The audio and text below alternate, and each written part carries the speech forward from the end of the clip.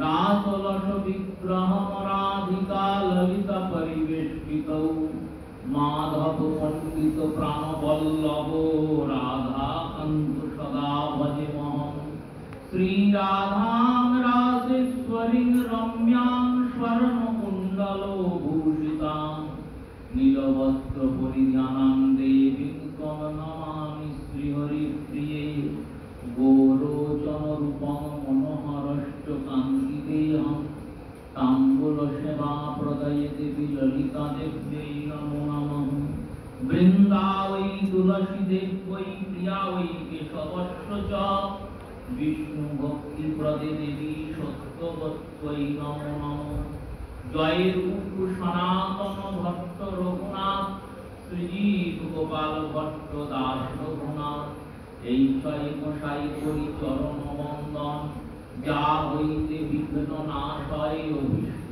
পূরণ এই ছয় মশাই যার মুই তার দাস দাসবার পদরের মোর পঞ্চগ্রাস তাদের চরণ সেবী ভক্তাসনে বাস জনমে জনমে হয় আমার এই অভিলাষ মধু স্নেহং সমাযুক্তং প্রেমাসক্ত মহাশয়ং বৃন্দাবনের আশরতং বন্দে শ্রীমধুপণ্ডিতং নমো ধর্মায় মহতে নমো কৃষ্ণায় বেধসে ব্রাহ্মণেভ্যো নমস্কৃত ধর্মান বক্ষে সনাতনা বাঞ্ছা কল্পতরুর্ভস্য কৃপা সিন্ধুবয়েব চ পতিতানাং পাবনেভ্যো বৈষ্ণবেভ্যো নমো নমঃ সকল শ্রোতা ভক্ত বৈষ্ণব মাতৃগণেরই আমি করি নমস্কার সবে চরণ ধুলি দেহ মস্তকে আমার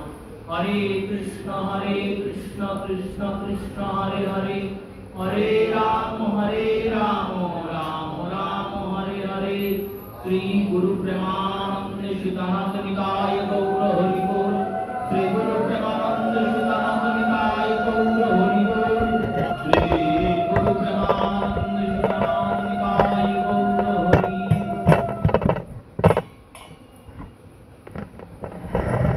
নারায়ণং নমস্কৃত্য নরং চৈব নরোত্তমং দেবীং সরস্বতীং ব্যাসং ততো জয়োমুদীরয়ে ভক্তগোষ্ঠী সঙ্গীতৈকম জয় জয় শুনিলে চৈতন্য কথা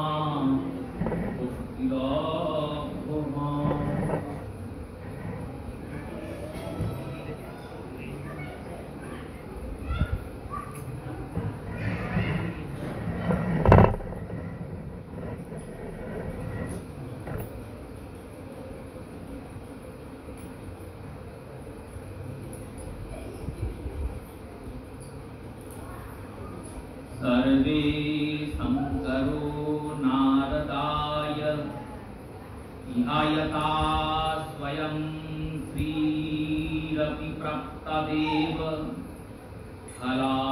हलायुधमिहितो जातश्च ते वृष्णय भूयं किं व्रजवासिनोऽपि प्रकट्या गोपालो गोपद्वयो पूर्णे प्रेमो रसेश्वरो हरयरो तरति श्री गौरचंद्रे भूपि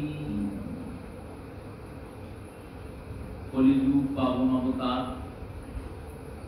राधा कृष्ण मिलित तनु श्री श्री श्रीमान महाप्रभुर कृपा धन्य धन्य प्रबोधानंद सरस्वती श्रीपाद विरचित श्री श्री चैतन्य चंद्रामृत ग्रंथेर जे अपरूप आस्वादन आमरा गौर गुण कृपाय करे चलेছি তার সূচনা করছি। শ্লোকে শ্রীপাদ বললেন सर्वे शंकरो नारद इयता पूर्वे प्रेमरसेश्वर श्री गौरांग विश्वे आविर्भूत हইলে शंकर नारदादि पार्षदगण पृथिवीते अवतरण करिलेन प्रकाश भेदे स्वयं महालक्ष्मी प्रभु बलराम শ্রীকুলের সকলেই পার্শ্ব হয়ে জাত হইলেন। অধিকার কি বলিব, গোপাল গোপী প্রভৃতি ব্রজবাসীগণ মহাপ্রভুর সঙ্গে প্রকটিত হইলেন। এখানে শ্রীপাদ গৌর সুন্দরের পারিষদ বৃন্দগণের পূর্ব পরিচয় শ্লোকে দান করছেন। শ্রীমদ্ ভাগবতের একাদশ স্কন্ধে নবযোগীন্দ্র সংবাদের নবম যোগী অভ্রিভট্টকে নেমিরাজন জিজ্ঞাসা করেছেন, কলিযুগে ভগবান কেমন ভাবে অবতীর্ণ হবেন? গৌর সুন্দর স্বয়ং ভগবান, কিন্তু এই ভগবানকে ভগবান স্বীকার করতে সর্ব সম্প্রদায়ের খানিক কুণ্ঠা। সর্ব সম্প্রদায় এনাকে ভগবান বলে স্বীকার করেন না, না করাটাই স্বাভাবিক। কেন? দেখো, যেই যুগে ভগবান অবতীর্ণ হন সেই যুগে ভগবানের পূজা হয় না, তার পরের যুগে ভগবানের পূজা হয়। দৃষ্টান্ত দিয়ে বুঝুন, শ্রী রামচন্দ্র ত্রেতা যুগে এলেন, নরলীলা করলেন, রামচন্দ্রের পূজা কিন্তু ত্রেতাতে হলো না। তারপরে রামচন্দ্রের পূজার প্রচলন। অনুরূপ ভাবে তারপরে ভগবান কৃষ্ণচন্দ্র এলেন, ভগবান নরলীলা করছেন। এই নরলীলা করার সময় ভগবানের পূজা, ভগবানের ভক্তি কজন করেছে? শিশুপাল, দন্তবক্র, দুর্যোধনের মতো অধিকাংশ রাজন্যবর্গই তো ভগবানের সঙ্গে শত্রুতা করেছেন। ভগবানের অগ্রপূজা হয়েছে বলে শিশুপাল ভগবানকে কত কটু কথা বলেছেন। দ্বাপর যুগের পরিসমাপনের পর ভগবান কৃষ্ণের পূজা সার্বিকভাবে প্রচলিত। তারপরে ভগবানের পূজা হলো না, কলিতে হচ্ছে। এবার গৌর সুন্দর এসেছেন কলিযুগে। কলিযুগ এখন চলছে। যে যুগে আছেন সেই যুগে প্রভুর মাহাত্ম্য কি করে অনুধাবন হবে? যতদিন মানুষের দাঁত থাকে ততদিন কি দাঁতের মাহাত্ম্য সে বুঝতে পারে? যখন দাঁতটা পড়ে যায় তখন বুঝতে পারে দাঁতটার কত মাহাত্ম্য ছিল। সেই রূপে আমরা সহজলভ্য গৌর সুন্দরকে পেয়ে গৌর সুন্দরের ভগবত তত্ত্বকে বুঝতে পারছি। এতে আমাদের বুদ্ধির দোষ, আর বুদ্ধির দোষের সঙ্গে সঙ্গে প্রভুর লীলার মাধুর্যতাও রুচি। প্রভু তো ভগবত তত্ত্ব রূপে অবতীর্ণ হননি, ভক্ত ভাব অঙ্গীকার করি গৌর অবতার। হরিনাম মহামন্ত্র গোরা করিল। ভক্তের ভাব অঙ্গীকার করেছেন, আপাদমস্তক ভক্ত সেজেছেন, আর ভক্তের যেটি কর্ম সেটি করছেন, ভগবত কর্ম করছেন, সুসাবধানে করছেন। যদি কেউ চিনে ফেলে তাহলেও ধরা দেন না। গুন্ডিচা মার্জন হয়েছে না রথের পূর্বে? গুন্ডিচা মার্জন কালে চরিতামৃতকার কৃষ্ণদাস কবিরাজ গোস্বামীপাদ আস্বাদন করাচ্ছেন। মহাপ্রভুর পারিষদ বৃন্দদের সঙ্গে প্রভু গুন্ডিচার মার্জন করছেন। এই গুন্ডিচা মার্জন কালে এক ভক্ত চিন্তা করেছে, ওই যে প্রভু জলকলসি দিয়ে 84 করে জল ছুটছেন, সেই জল চূড়াতে লেগে দেয়ালে স্পর্শ করে দেয়াল থেকে নেমে অবতীর্ণ হয়ে মেঝেতে পড়ছে, আর সেই মেঝেতে প্রভুর চরণে, প্রভুর চরণ থেকে সেই জল ধীরে ধীরে ধীরে ধীরে যেদিকে ঢাল সেদিকে গড়িয়ে যাচ্ছে। কারণ জলের ধর্ম থেকে নিচের দিকে। প্রভু চরণ স্পর্শিত জল তো আর জল নেই, চরণামৃত হয়েছে, চরণের ভৌত জল। এক ভক্ত ওই চরণামৃতকে ধরে পান করছেন। যেই প্রভুর নজরে পড়েছে অমনি তাকে হাত ধরে বললেন, তুমি এখান থেকে বেরো বাবা, তুমি আমাকে ভগবান পাঠিয়েছিলে, আমি ভগবান। ভগবত সেবাতে আমরা এসেছি, ভগবানের সেবাতে এসেছি। ভগবানের সেবা করতে করতে আমাকে ভগবান করলে হবে, এমনই প্রচ্ছন্ন রূপে প্রভু অবতার। আবার ইনি এই গৌর সুন্দরী এই লীলা দর্শন করে শ্রবণ করে আমাদের মনে ইচ্ছা হতে পারে তাহলে প্রভু তো ভগবান নয়, ভগবান রূপে সেবা চান না, নিজে বলছেন। কিন্তু যতই আপনি ঐশ্বর্যকে প্রকাশ না করুন, ঐশ্বর্যকে সীমায়িত করে রাখুন, লুকায়িত করে রাখুন, একটি হীরকের গহনাকে যেমন লুকানো যায় না, আলো পড়লেই চকচক করে, তেমনি ভগবান গৌরসুন্দরের ঐশ্বর্য লুকায়িত হওয়া। এই গুন্ডিচা মার্জনের পরে সবাই মিলে গিয়েছেন ইন্দ্রদ্যুম্ন সরোবরে স্নান করতে। প্রত্যেকে মধ্যাহ্নকালীন অবধি গুন্ডিচার মার্জন হয়েছে। স্নান না করে মার্জনে কেউ যুক্ত হয়নি। স্নান করে জপ সেরে আন্নিক সেরে শুদ্ধাচারে মন্দিরের মার্জন হবে।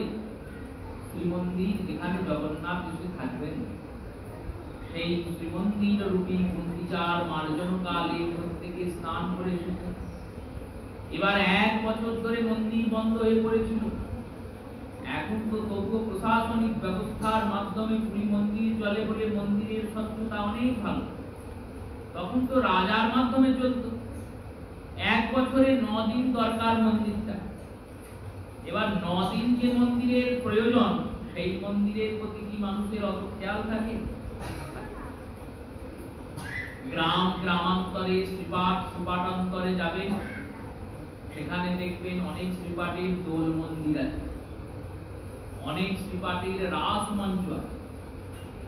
মন্দির খুব সুন্দর হয়ে আছে, রাজমঞ্চ ভেঙে গেছে। ওই ভাঙা রাজমঞ্চেই রাসেশ্বর আর রাসেশ্বরী যান। কেন? বছরে তো একদিন যায়, ওপর দিকে আর কে দেখবে?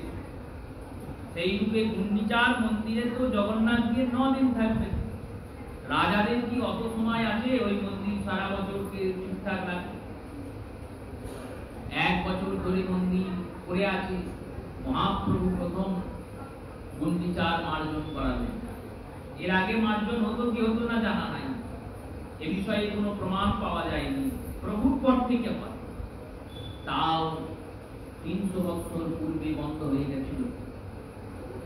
শ্রী প্রাতঃস্মরণীয় রাধারমণ দাস বাবাজি তিনি আবার নতুন করে গুন্ডিচা মার্জন করেছেন।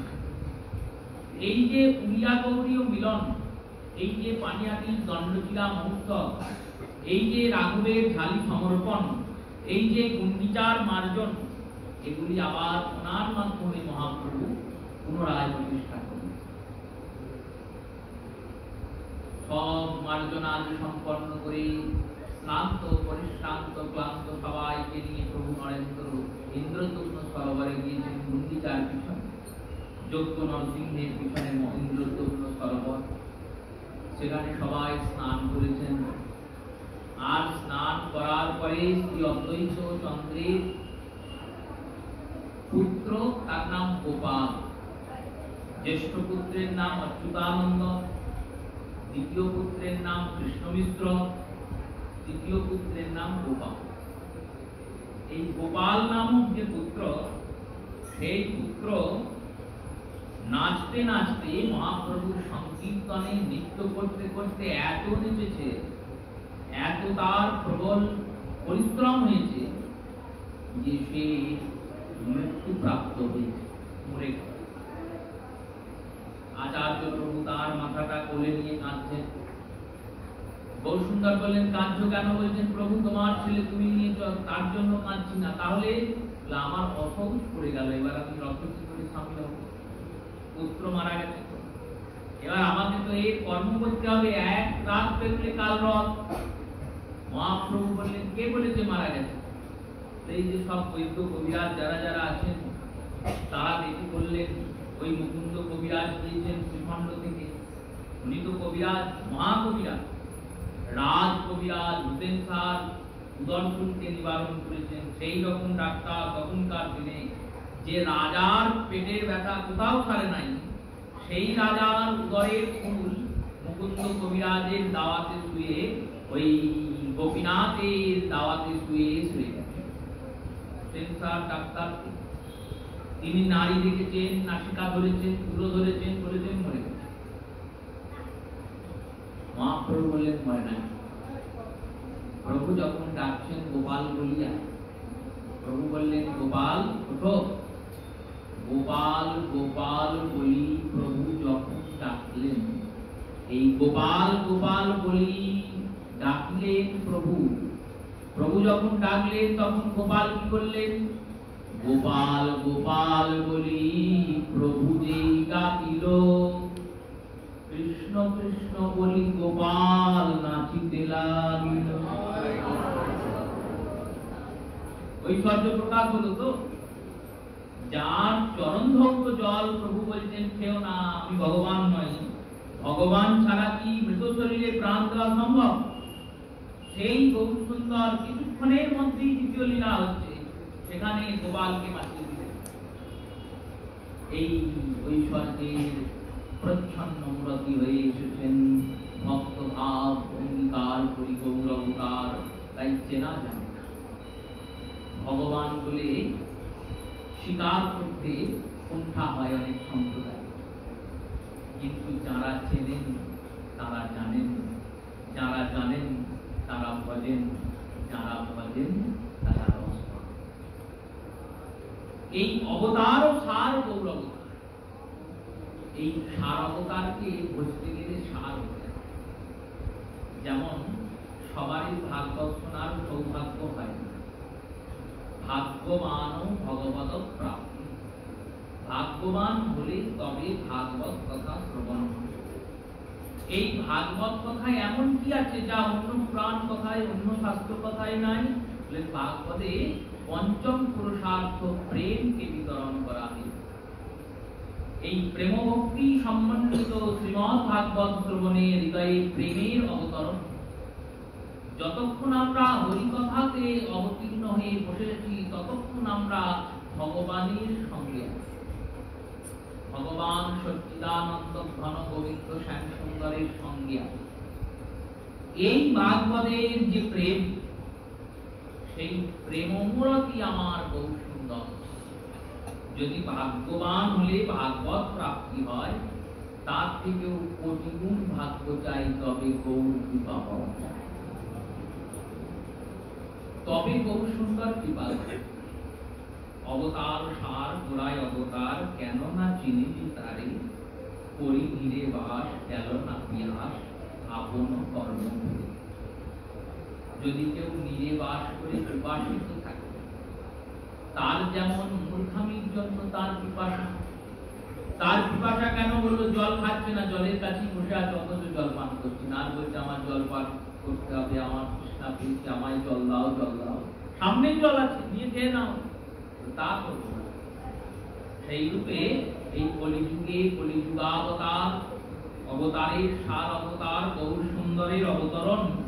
তা সত্ত্বেও যদি আমরা গৌরাঙ্গ চরণ না ভজি, নিতাই চরণ না ভজি, আর না ভজনা করে বসে বসে বলি যে আমরা তো আনন্দ পেলাম না, আমরা তো প্রেম পেলাম না, তাহলে আমরা ওইরকম মহামূর্খ। আপন কর্ম ফিরে, নিজের কর্ম ফিরে। দাস ঠাকুর আবার একটি পদ দিচ্ছেন, সেখানেও নিজেকেই দোষারোপ করছেন। এই বৈষ্ণবদের দীনতা এখানে, নিজেকে দোষ দেন, অপরকে দোষ দেন। আর চিন্তা করলে দেখা যায় দোষটা নিজেরই, অপরের হয় না। দোষের ভাগীকে বললো স্বয়ং আমি, আমি দোষী, তাকে তো দোষী। আজ একাদশী তো অনেক মহাত্মা বলেন আমরা নিজেরা তো দোষী, তাই একাদশী।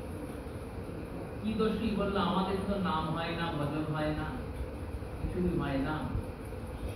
অনন্ত কোটি নাম করছেন, কিন্তু নাম হয় না, হওয়া সত্ত্বেও হয় না। এই জড় জগতের চাকা আর পরমাত্ম জগতের চাকা, এই দুটো চাকার পরিবর্তন বিপরীত মুখী। জড় জগতে যেগুলো তোমায় বন্ধন করবে, পরমাত্মিক জগতে সেই সেই বস্তুর দ্বারাই তুমি বন্ধনের মুক্তি করবে। শ্রীমদ্ ভাগবতের দ্বিতীয় স্কন্ধে কপিল ভগবান বললেন, মা দেবতী মাতাকে বললেন, মনসা বন্ধন মুক্ত কারণম। মন, এই মনই যত রকমের বন্ধনের কারণ, আর এই মনই যত রকমের মুক্তির কারণ। মা বললেন, তাই আবার হয়? যেটা আমাকে বন্ধন করলো, যেটা আমাকে সব দিক থেকে বাঁধলো, সে আমাকে কি করে খুলবে? যে বন্ধিত করছে সে খুলবে কি করে? যার দ্বারা আমি পতিত হচ্ছি, এই মনের দ্বারা আমি পাপী হলাম, পতিত হলাম, ভক্তিচ্যুত হলাম, বিষয় উৎপন্নকারী কীট হলাম। এই মন এত খারাপ, এত নীচ, আমাকে নিচ স্থানে নিয়ে যাচ্ছে। সেই মন কি করে আমাকে গৌর ভজন করাবে? এ কি সম্ভব? সম্ভব নয়। তো কেন সম্ভব নয়? যে চাবি দিয়ে তুমি তালাটাকে বন্ধ করেছ, ঘুরিয়েছ, তালা বন্ধ হয়ে গেছে। এবার তালাটাকে খোলার তুমি যতই চেষ্টা করো, চাবি ছাড়া খোলা খুব কঠিন, ভাঙতে হবে, তালাটা আর ব্যবহার করা যাবে না। উপায় কি বললো? যে পাকে তুমি তালাটাকে ঘুরিয়ে বন্ধ করেছো, তার উল্টো পাকে ঘোরাও, দেখো চাবিটা ঘুরলেই ওই চাবিতেই তালা, ওই চাবিতেই তালাটা খুলবে। তেমনি যেমন করে মনকে অন্যান্য স্থানে বেঁধেছো, তার উল্টো পাকে মনটাকে ঘোরাও, দেখবে মনটা গৌর চরণে চলে যাবে। লোভ হয়তো খুব, আমরা যখন অর্থ উপার্জন করি তখন কি হয় বলো? লোভ হয় যে অর্থ পেয়েছি, আরো অর্থ হবে, আরো অর্থ হবে, আরো অর্থ হবে। কত লোক এই লোভবশত প্রচুর অর্থ হয়েছে, এবার লোভ তো যাবে, বললো না আরো চাই। এই অর্থবান ব্যক্তির যেমন অর্থ লোভ, ভজনবান ব্যক্তির তেমন ভজনের লোভ। যতই ভজন করুক বলে ভজন হয় না, আরো দরকার। যতই নাম করুক আরো দরকার, যতই হরিকথা শুনুক আরো দরকার। এই লোকটা কি করবে? লোক তোমাকে গৌর চরণে নিয়ে যাবে। কাম কৃষ্ণ সেবার পণে, ক্রোধ হরি বিদ্বেষ জনে, লোভ সদা কথা প্রসঙ্গে। দাস ঠাকুর কত সুন্দর ভাবে প্রেমভক্তি চন্দ্রিকায় বর্ণনা দিলেন। এই কামকে কৃষ্ণের সেবাকে অর্পণ কর। কামনা ছাড়া তুমি থাকতে পারবে না। জগতে এমন কেউ নেই যার কামনা নাই, এমন কেউ নেই। সূক্ষ্ম বিচার করলে কেউ নেই যার কামনা নেই। কামনাটা খারাপ নয়, কি কামনা করছো সেটা খারাপ। যদি ভালো বস্তু কামনা করো, সেই কামনা অবশ্যই ভালো। আর যদি খারাপ বস্তু কামনা করো, সেই কামনা খারাপ। যদি জগতের কামনা করো, সেই কামনা, জগৎ যেমন তেমনই তোমার কামনা, জগৎ নশ্বর, সেই কামনাও নশ্বর। আর যদি জগন্নাথের কামনা করো, তাহলে জগন্নাথ অবিনশ্বর, তোমার কামনা অবিনশ্বর।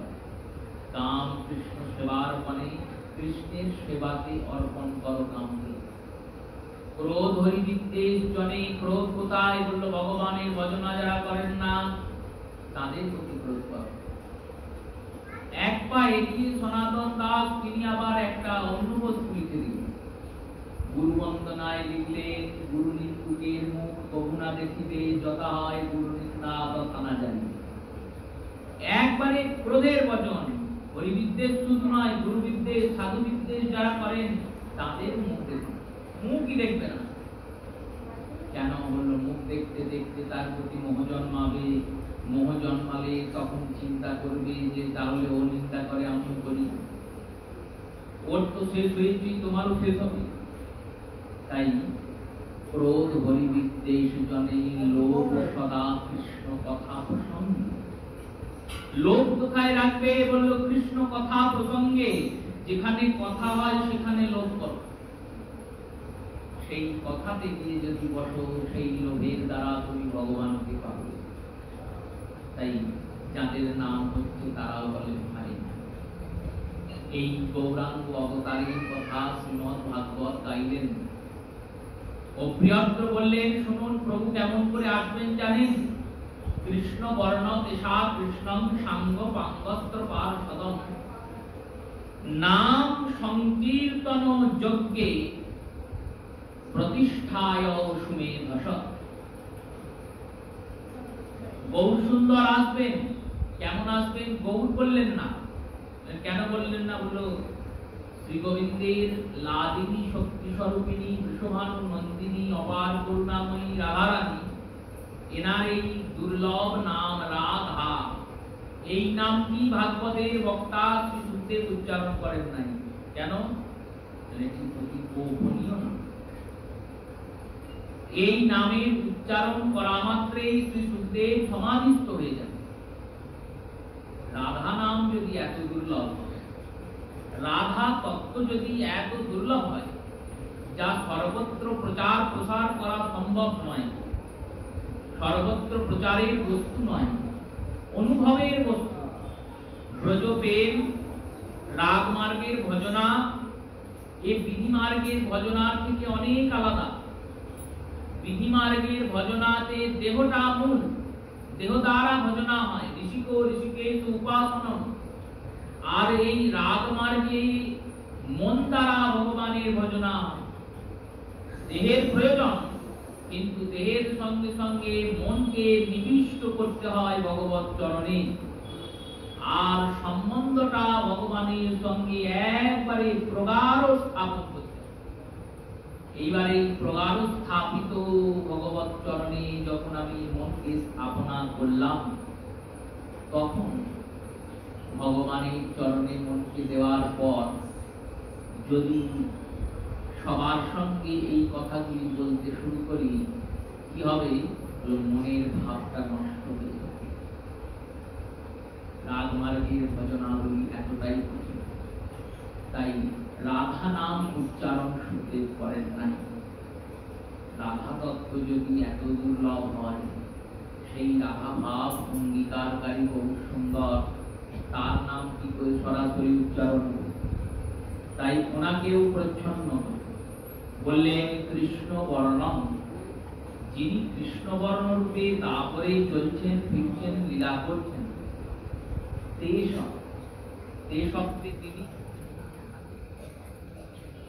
তে শব্দে তিনি অকৃষ্ণম, অনাবাচক। নাবাচক মানে বললেন যেটি কৃষ্ণ সেটি নয়। যাহা কৃষ্ণ, যদি কৃষ্ণের সঙ্গে অয়ের যুক্তিকরণ হয়, তাহলে কৃষ্ণ আর কৃষ্ণ থাকলো না, অকৃষ্ণ হয়ে গেল। এবার অকৃষ্ণ মানে বলল কালো নয় যাহা। জগতে রং তো দুটি, একটা কালো আর একটা গৌর। যদি কালো না হয় তাহলে কে হলো? বলল প্রভু হলেন। প্রমাণ কি করে করবেন? বললেন দেখুন, প্রভুর এবার বর্ণনা দিচ্ছেন। মহাপ্রভুই যে ইনি, তার প্রমাণ স্বরূপ বর্ণনায় আসছে পিছনে। যেমন শ্রীরাধার নাম উচ্চারণ না হলেও রাসস্থলিতে রাধার অনুভবন ভাগবত গাইছেন। সখীরা গিয়ে বলছেন, অনয়া রাধিতা নুন্নং ভগবান হরিশ্বর যাস্য বিহায় গোবিন্দ ভুবন যমুনাত্রয়ম। যাকে পাওয়ার জন্য আমাদেরকে ছেড়ে গোবিন্দ ওনাকে নিয়ে এসেছেন, এই গোপী নিশ্চয়ই সর্বগোপী শ্রেষ্ঠা। অনয়ারাধিতা, এনার মতো আরাধনা ভগবানকে কেউ করতে পারে নাই। এখানে আকারে ইঙ্গিতে যেমন রাধারানীকে বোঝানো হচ্ছে, তেমনি এই শ্লোকে গৌর সুন্দরকে বোঝানো হচ্ছে কৃষ্ণ বর্ণং তেষা কৃষ্ণ। তিনি যে অকৃষ্ণ স্বরূপ গৌর, কি করে বুঝব? বুদ্ধ অবতার তো অকৃষ্ণ, কল্কি অবতার শ্যাম বর্ণের, কিন্তু বুদ্ধ অবতার তো অকৃষ্ণ। এরপরে বলছেন সাঙ্গপাঙ্গস্ত্র পার্ষদম। এই সাঙ্গপাঙ্গ নিয়ে প্রভুর অবতার হয়, এই গৌর অবতার এই সাঙ্গপাঙ্গ। এর আগে এসেছেন সখা সখী, পিতা মাতা ভগিনী ভ্রাতা, ব্রজবাসী, অযোধ্যাবাসী সবাই এসেছেন। কিন্তু সাঙ্গ পাঙ্গ, আর শুধু সাঙ্গ পাঙ্গ নয়, সাঙ্গ পাঙ্গাস্ত্র পার্ষদম, সাঙ্গ পাঙ্গ অস্ত্র পার্ষদ। সাঙ্গ মানে বললেন স অঙ্গজাত, অত সাঙ্গ।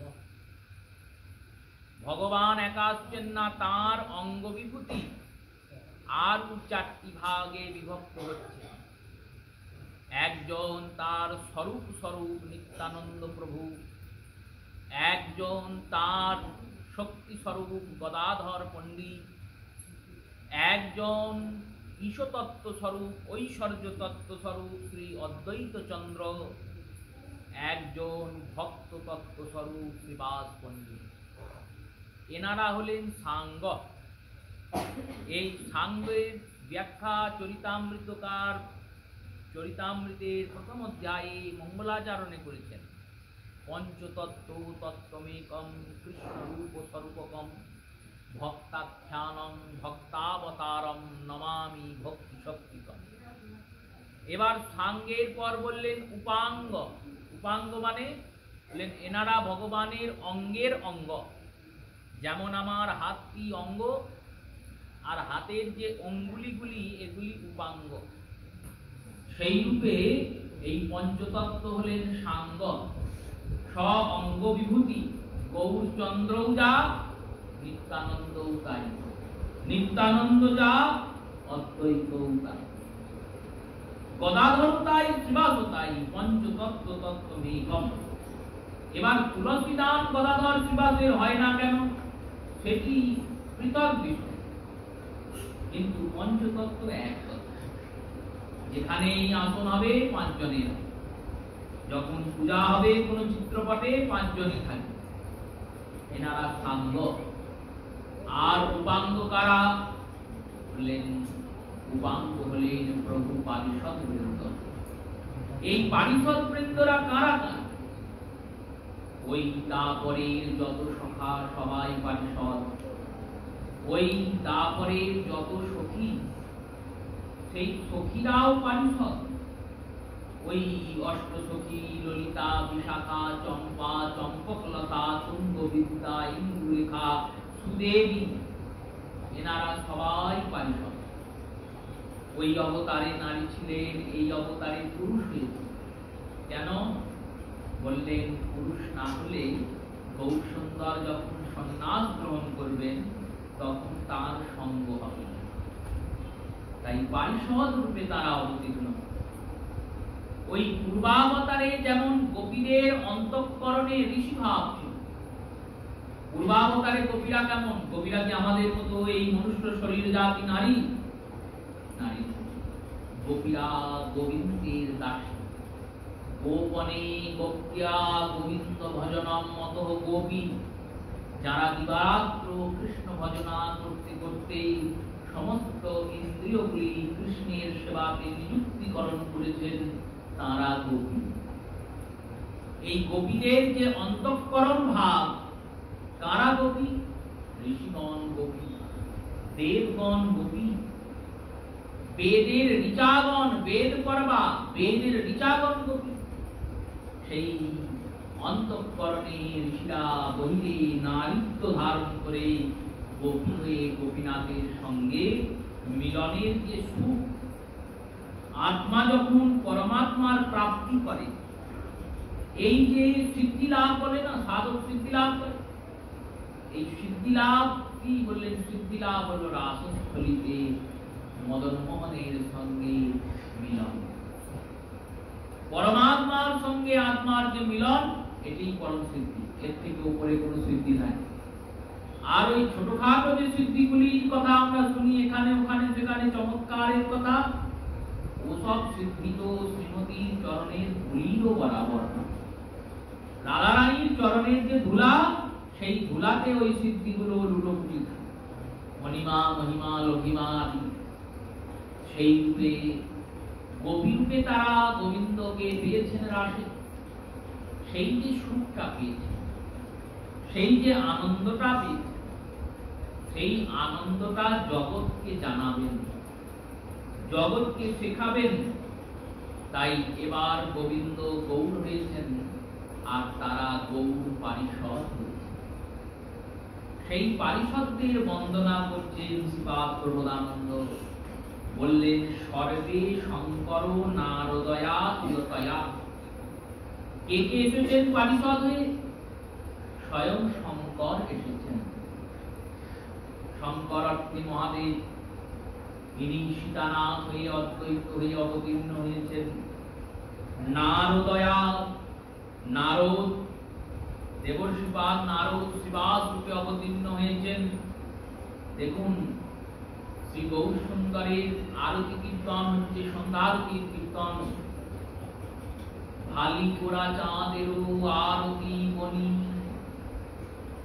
বাজে মধুর মৃদঙ্গের ধ্বনি।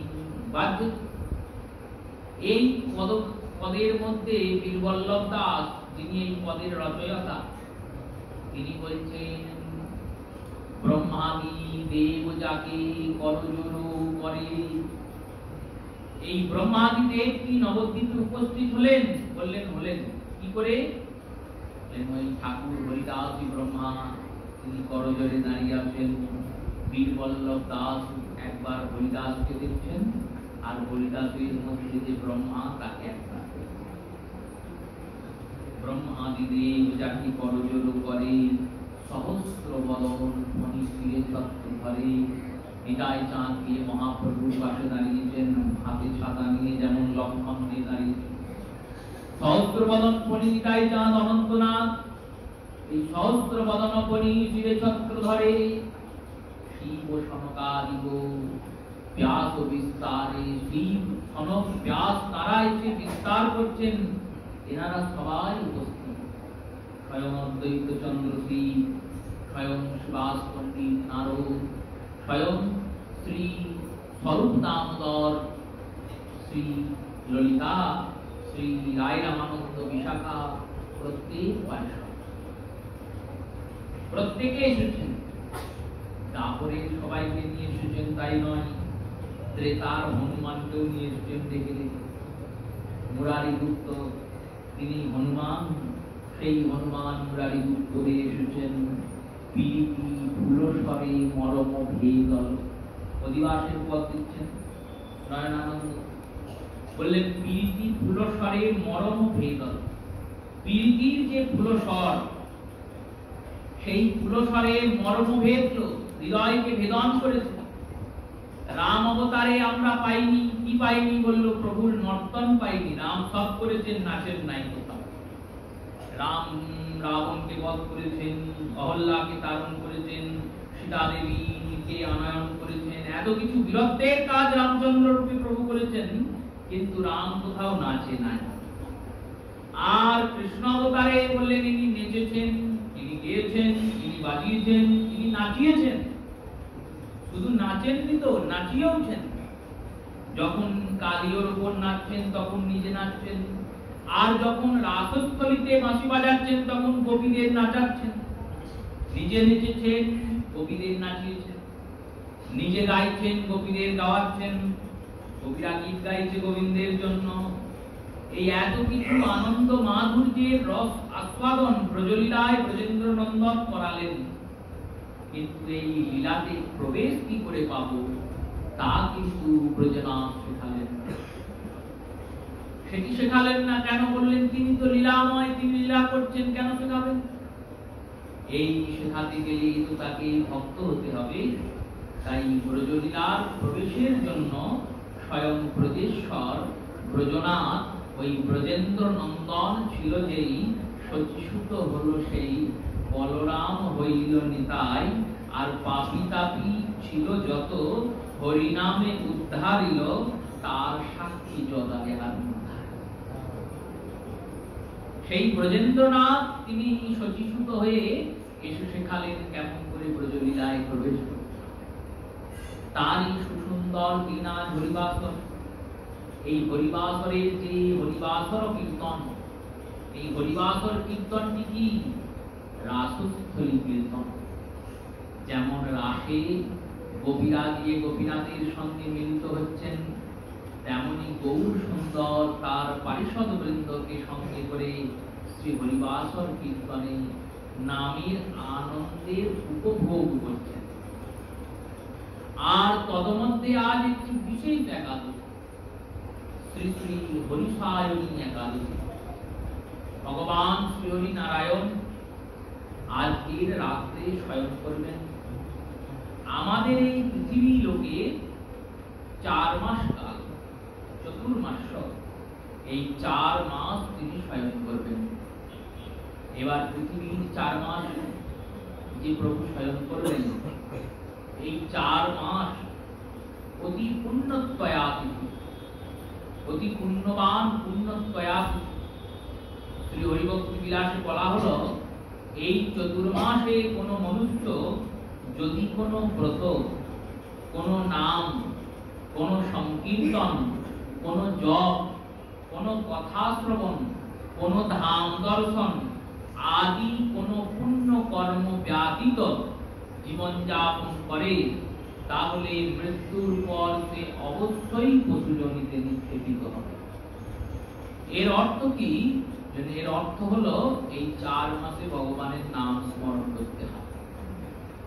সন্ন্যাসীদের একান্ত কর্তব্য, যারা সন্ন্যাস ধর্ম নেননি, গৃহস্থ, ব্রহ্মচারী, বানপ্রস্থী, তারাও প্রচেষ্টা করুন 4 মাস ভগবানের নাম করার। শ্রী হরিসায়নী একাদশী আজকের দিনে শ্রী জগন্নাথ দেবের রথ এসে দাঁড়িয়েছেন নীলাচল মন্দিরের সামনে। জগন্নাথ দেবের রথ দ্বিতীয়াতে গুন্ডিচার দিকে যাত্রা করেন, আর দশমী তিথিতে পুনর্যাত্রা করেন। গত পরশুদিন আমাদের এখানে রথ হয়েছে, উল্টো রথ হয়েছে, পুনর্যাত্রা হয়ে গেছে। শ্রী জগন্নাথের কিন্তু পুনর্যাত্রা পরশু হয়নি, কাল হয়েছে, কারণ কাল সূর্যোদয়ে দশমী ছিল। আর জগন্নাথ দেবের সমস্ত কর্ম গোস্বামী সিদ্ধান্তে হয়, তাই সূর্যোদয়ে যে তিথি থাকবে সেটিকেই তিথি ধরা হবে। গতদিন সূর্যোদয়ে দশমী ছিল, তাই দশমী তিথিতে পুনর্যাত্রা হয়েছে। আজকের দিনে প্রভু জগন্নাথ এসে দাঁড়িয়েছেন রথের, ফিরে এসেছেন মন্দিরে। আর মন্দিরে ফেরা মাত্রই লক্ষ্মী দেবী বলেছেন, আমার প্রভু ফিরে এসেছেন। এই 9 দিন প্রভুকে গোপীরা সেবা করেছেন, মাধুর্যের সেবা। মাধুর্যের সেবা কি প্রেমময়? তো প্রেমময় সেবাতে প্রভু আমাকে ভুলে যেতে পারেন, কারণ ঐশ্বর্যের মধ্যে প্রেম থাকে, ঐশ্বর্যের মধ্যে গর্ব অহংকার থাকে। আর গর্ব অহংকারের সেবা থেকে যখন ভগবান প্রেমের সেবায় যান, তখন তিনি ভাবগ্রাহী জনার্দন প্রেমময় গোবিন্দ প্রেমের সেবাতে ভুক্ত হয়ে এমন ভাবে প্রেমের ভঞ্জন করেন যে ঐশ্বর্যকে ভুলে বসে থাকে। তাই ঐশ্বর্যকে মনে করাতে হবে। কেমন করে মনে করাতে হবে? একাদশীর দিন বিকাল বেলায় লক্ষ্মী দেবী তার রত্ন ভান্ডার থেকে সোনা পাঠিয়েছেন। জগন্নাথকে দিয়ে সোনা দানা, হিরে জহরত, মণি মাণিক্য সব করিয়ে দাও। এই আজকের দিনে তার সোনাবেশ হয়েছে, সোনার বেশ। এই সোনাবেশ পূর্বে ছিল না। এই সোনাবেশের সূচনা হয়েছে আজ থেকে 450 বছর আগে। এক রাজা যুদ্ধ জয় করে ফিরছিলেন। যুদ্ধের যত সোনা ছিল রথের সময় যুদ্ধে দিয়েছেন বাইরে রাজা, রথযাত্রাতে সম্মিলিত হতে পারেননি। যখন ফিরছেন তখন একাদশী পড়ে গেছে, রথ এসে দাঁড়াবে। এবার রথ এসে একাদশীর দিন দাঁড়াবে, দ্বাদশীর দিন শ্রী জগন্নাথের অধরপানা ভোগ হবে। আর অধরপানা ভোগ হওয়ার পরে জগন্নাথ দেব রাত্রে বেলায় রথ থেকে নেমে নীলাদ্রি বিজয় করবেন, পুনরায় মন্দিরে গমন। সেখানে আবার লক্ষ্মী দেবী রাগ করবেন, মান ভঞ্জন হবে। রসগোল্লা দিয়ে জগন্নাথ মান ভঞ্জন করবেন। তারপর জগন্নাথ অনুমতি পেয়ে মন্দিরে ঢুকবেন। রাজার কাছে যত সোনা ছিল তিনি এসেছেন, এসে কি করেছেন? বলবে জগন্নাথের চরণে সব সোনা ঢেলে দিন। সেই থেকে সোনাবেশ করানো হয়, সোনার হাত, সোনার মুকুট। আর এই স্বর্ণবেশ রঞ্জিত জগন্নাথকে সবাই দর্শন করেন। সেই তীর্থ তিথি আছে। হরিসায়ন একাদশীতে ভগবান শয়ন করেন, ভগবান সুখনিদ্রায় নিদ্রিত হন। এই শয়ন নিদ্রার নিদ্রণ চিন্তনে, দর্শনে, শ্রবণে ভক্তদের অচিরাত শান্তি প্রাপ্তি। প্রভুর জাগরণ আর প্রভুর শয়ন এই দুটি ভজন পদ্ধতিতে খুব প্রয়োজনীয় বিষয়। মঙ্গলারতির সময় যেমন প্রভুর জাগরণ চিন্তন করা হয়, প্রভু উঠছেন, তেমনি রাত্রিকালীন নিশার সেবাতে, নিশান্ত লীলাতে প্রভু শয়ন করছেন। প্রত্যেক যে মাধুর্যন্বিত লীলা, মাধুর্যন্বিত সর্বশ্রেষ্ঠ লীলা রাসলীলা, এই রাসলীলাতে রাসনৃত্য পরিশ্রান্ত করার পরে কুঞ্জে গোপীরা গোবিন্দকে আর শ্রীমতীকে নিয়ে গিয়েছেন, রসরাজ আর মহাভাগকে নিয়ে গিয়ে শয়ন দিয়েছেন। এই শয়নের নাম স্বপ্নবিলাস, রাস অলস স্বপ্নবিলাস। রাসের অলসের পরে স্বপ্নের বিলাস। দ্বিতীয় লীলা মাধুর্যমণ্ডিত দোল, সেখানেও দেখুন দোল খেলে নামার পরে শ্রী মাধব রাধারানী এনাদের শয়ন করানো। আর তৃতীয় মাধুর্যমণ্ডিত আর কিছুদিনের মধ্যেই যে লীলা আগমন করছে ঝুলন, সেই ঝুলন লীলাতেও পদকর্তারা গাইছেন ঝুলনে প্রত্যেক দিন পৃথক পৃথক গান, পৃথক পৃথক পদ, পৃথক পৃথক গৌরচন্দ্রিকা। দেখত ঝুলত গৌরচন্দ্র অপরূপ দ্বিজমনিয়া, বিধির অবধি নারী নিরবধি খসিত কাঞ্চন যিনি। সেই গৌরচন্দ্রের ঝুলন, শ্রী যুগল কিশোরের ঝুলন, আর যেই ঝুলন সমাপন হলো অমনি ঝুলনা হইতে নামিল তুলিতে রসময় রসরাজ গৌর। রতন আসনে বসিলা যতনে রতন মন্দির মাঝব। ওই শয়নের পথ ধরা হলো। কেন? প্রভু শয়ন করবেন। প্রভু যখন শয়ন করেন, শয়ন মানুষ কখন করে?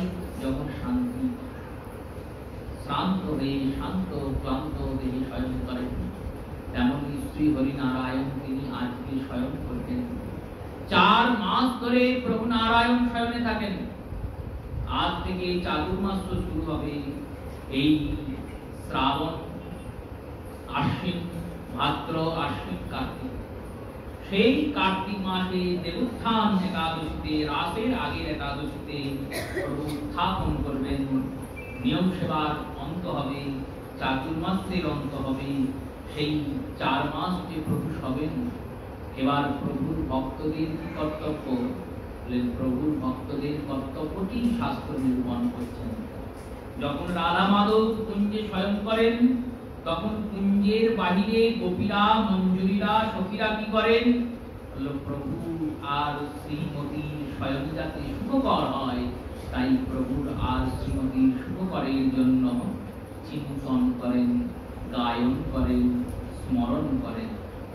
ধীরে ধীরে চুপি চুপি কৌক কথা, রাই যেন জাগে না, রাই যেন জাগে না আমাদের শ্যাম যেন। কথা কইতে বারণ করছেন না, কও, কিন্তু চুপি চুপি কও। চুপি চুপি কখন কইব বললো? এই যে গুরুদেব মালিকায় দিয়েছেন চোখে, ওইটাই চুপি চুপি কথা।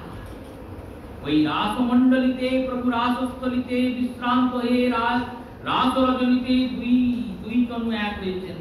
2 জন যুগলের মিলন হয়েছে। রাধা গোবিন্দ এক হয়েছেন, একাকৃত হয়েছেন, গৌরাকৃত হয়ে আমাদের হৃদয়ে প্রদর্শিত হয়েছেন।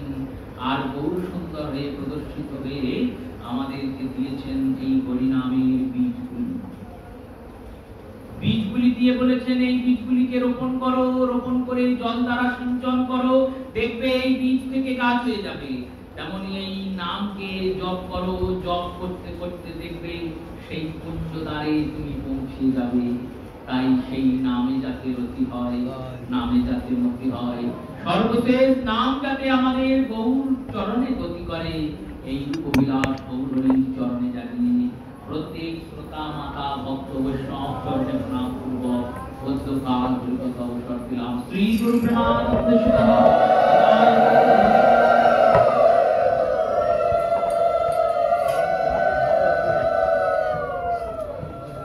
জয় জয়